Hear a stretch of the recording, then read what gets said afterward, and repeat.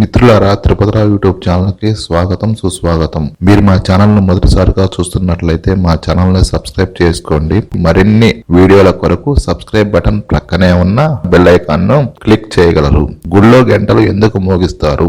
గంట ఓం శబ్దానికి లేదా సృష్టి శబ్దానికి చిహ్నంగా పరిగణించబడుతుంది. అందుకే గంట కొడతారు. గంట మోగిస్తే వచ్చే శబ్దము మంగళకరమైనదని చెబుతారు. అన్ని రకాల దోషాలు గంట మోగించడం ద్వారా తొలగిపోతాయి.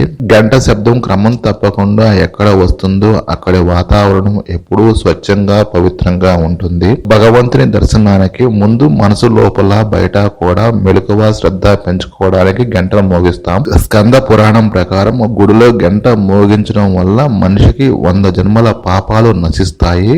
మనము దేవాలయాన్ని దేవత లేక దేవుడిని దర్శించాలనడానికి గుర్తుగా మనము దేవాలయంలో గంట మోగిస్తాము. గంటలు మోగించడం వల్ల వచ్చే శబ్ద కంపనాలు వాతావరణంలో వ్యాపించిన బ్యాక్టీరియా, వైరస్లు మొదలైన వాటిని నాశనం చేస్తాయి. లయబద్ధమైన గంట శబ్దం మనసు నుండి ఉద్విగ్నతను తొలగించి ప్రశాంతతను ఇస్తుంది. నిరంతరం గంటను మోగించడం ద్వారా ప్రతికూల శక్తులు తొలగిపోతాయి. కాలచక్రానికి ప్రతీకగా గంటను పరిగణిస్తారు. భక్తుల ఏకాగ్రతను చెదరగొట్టే లౌకిక విషయాలు, ప్రాపంచిక విషయాలు శబ్దాల నుండి ఘంటానాదం బయట పడవేస్తుంది.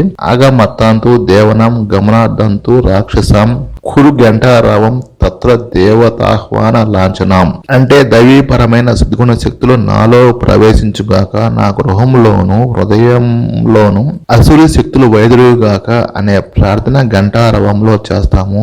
ఆలయంలో దేవత లేదా దేవుడి హారతి ఇచ్చే సమయంలో గంటను మోగిస్తారు. ఈ వీడియో మీకు నచ్చినట్లయితే ఈ వీడియోను లైక్ చేయండి, షేర్ చేయండి, మా ఛానల్ను సబ్స్క్రైబ్ చేసుకోండి. ధన్యవాదములు.